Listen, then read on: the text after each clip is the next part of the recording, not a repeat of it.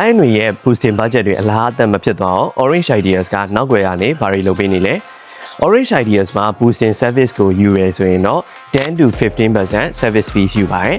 ။ဒီမှာမိကုန်းတစ်ခုရှိပါတယ်။ဘာကြောင့် boosting service fee ကိုကျွန်တော်တို့ Orange Ideas ဘက်ကနေယူရတာလဲ။ဆိုတော့ Orange Ideas က boosting လုပ်တဲ့အခါမှာပေါ့နော်။ကျွန်တော် boost ခလုတ်လေးကိုနှိပ်ပြီးတော့ boosting လုပ်တာပဲမဟုတ်ဘူး။ဒီနောက်ွယ်မှာပေါ့နော်။အဆင့်တွေများစွာရှိပါသေးတယ်။ဘယ်လိုမျိုးအဆင့်တွေလဲဆိုရင်ကျွန်တော်တို့က boosting မလုပ်ခင်မှာ media buying plan ဆိုပြီးတော့ရေးဆွဲပေးပါတယ်။ဒီ media buying plan ကကြတော့ဘယ်လိုပုံစံမျိုးလဲဆိုတော့ brand တွေပေါ်မူတည်ပြီးတော့ဒီ brand ကဘယ်လိုရလဒ်မျိုးတွေရချင်တာလဲပြီးလို့ရှိရင်ဒီ brand ရဲ့ stage မှာပေါ့နော်ဘယ်လိုရလဒ်မျိုးတွေရအောင်လုပ်ရင်ပိုကောင်းမလဲဆိုတာကိုကျွန်တော်တို့ဘက်က consultation လုပ်ပေးတယ်ပြီးလို့ရှိရင်ဒီရလဒ်ပေါ်မူတည်ပြီးတော့ကျွန်တော်တို့က campaign objective တွေချမှတ်ပေးတယ်ပြီးလို့ရှိရင်ဘယ်လို campaign objective တွေဘယ်လောက် boosting budget သုံးရမလဲဆိုတော့ကျွန်တော်တို့ boosting budget allocation လုပ်ပေးတယ်နောက်ပြီးလို့ရှိရင်တော့ audience targeting ကိုဘယ်လိုပုံစံမျိုးနဲ့လုပ်ကြမလဲ audience targeting strategy ပေါ့နော်ကျွန်တော်တို့မှာအသုံးပြုနေတဲ့ audience targeting strategy ကကြတော့ဘယ်လိုပုံစံမျိုးလေးလဲဆိုရင်ကျွန်တော်တို့မှာ detail targeting ရှိရယ် detail targeting ကတော့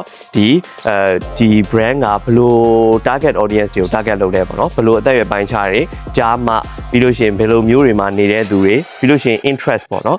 သူတို့ကဘာတွေစိတ်ဝင်စားလဲဘယ်လိုလူမျိုးတွေဖြစ်မလဲဆိုပြီးတော့ targeting လုပ်တဲ့ detail targeting ကိုလည်းကျွန်တော်တို့ဘယ်လို campaign objective မှာအသုံးပြုရမယ်ပြီးလို့ရှိရင်ဒုတိယအဆင့်အနေနဲ့ကကျွန်တော် look like audience targeting look like ကကြတော့ကျွန်တော်တို့ဒီ brand ရဲ့ video တွေပြီးလို့ရှိရင်ဒီ brand ရဲ့ post တွေကို engage လုပ်သွားတဲ့သူတွေနဲ့ behavior ချင်းတူတဲ့သူတွေကို target လုပ်တဲ့ audience targeting strategy ကိုအသုံးပြုရဲပြီးလို့ရှိရင်ဒီလိုမျိုး look alike တွေ detail targeting တွေနဲ့ကျွန်တော်တို့က audience များများစီကိုရောက်အောင်လုပ်ပြီးလို့ရှိရင်ကျွန်တော်တို့က custom audience ပေါ့နော်ကျွန်တော်တို့ရဲ့ကြော်ညာတွေကျွန်တော်တို့ရဲ့ post တွေကျွန်တော်တို့ရဲ့ video တွေကို engage လုပ်ထားတယ်ဒါမှမဟုတ်လို့ရှိရင်ကြည့်ထားတဲ့သူတွေကိုကျွန်တော်တို့က retargeting ပြန်လုပ်ပြီးပြရဲ strategy တွေကိုဘယ်လို campaign objective မှာအသုံးပြုမလဲစသဖြင့်ပေါ့နော်ကျွန်တော်တို့ဒီ campaign objective တွေနဲ့ audience strategy တွေနဲ့ပူးပေါင်းပြီးတော့ဘယ်လိုပုံစံမျိုးအလုပ်လုပ်မလဲပေါ့နော်ဆိုတဲ့ဟာကိုကျွန်တော်တို့ချမှတ်ပေးတယ်ဒီလိုမျိုးချမှတ်ပြီးလို့ရှိရင်လည်းကျွန်တော်တို့ boosting run ပေးရပေါ့နော် boosting run ပေးတဲ့အခါမှာလည်းကျွန်တော် boosting run ပြီးဒီတိုင်းပြစ်ထားလိုက်တာမျိုးမဟုတ်ဘူး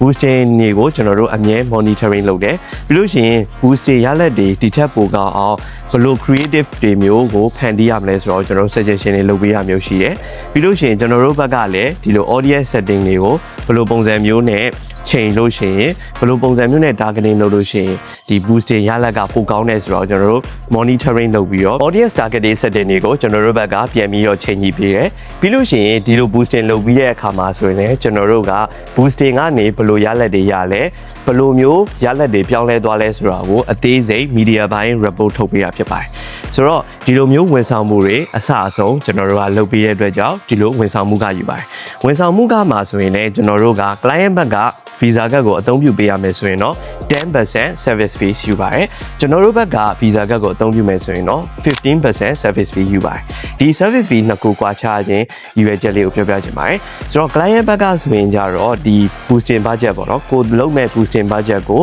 ဒီ bankအကောင့်နဲ့ထည့်ပေးရမယ်ပြီးလို့ရှိရင် visa ကတ်ထဲကိုထည့်ပေးရမယ်ပေါ့နော်ဆိုတော့ဒီလို process တွေကို client ဘက်ကလှုပ်ဆောင်မှာဖြစ်ပါတယ်ကျွန်တော်တို့ဘက်က visa ကတ်ကိုအသုံးပြုမယ်ဆိုရင်တော့ကျွန်တော်တို့က exchange rate နဲ့ကျွန်တော် invoice တွေပို့ပေးမယ်ဒီ invoice ကိုမှကျွန်တော်တို့ကိုဒီငွေလွှဲလာတဲ့ amount ကိုကျွန်တော်တို့က bank ကိုသွားသွင်းရတဲ့ process တွေလုပ်ပေးမယ်ပြီးလို့ရှိရင်ဒီ visa ကတ်ရဲ့ service fee တွေပါရှိတဲ့အတွက်ကြောင့်ကျွန်တော်တို့ဘက်က visa ကတ်ကိုအသုံးပြုမယ်ဆိုရင်တော့ 15% service fee ယူရဖြစ်ပါတယ် Orange Ideas ရဲ့ media buying service ဝန်ဆောင်မှုကိုစိတ်ဝင်စားဆိုရင်တော့ chat box မှာ media buy လို့ပို့ခဲ့ပေးပါ Orange Ideas team ဘက်ကနေအသေးစိတ်ဆက်သွယ်ရှင်းပြပေးပါမယ်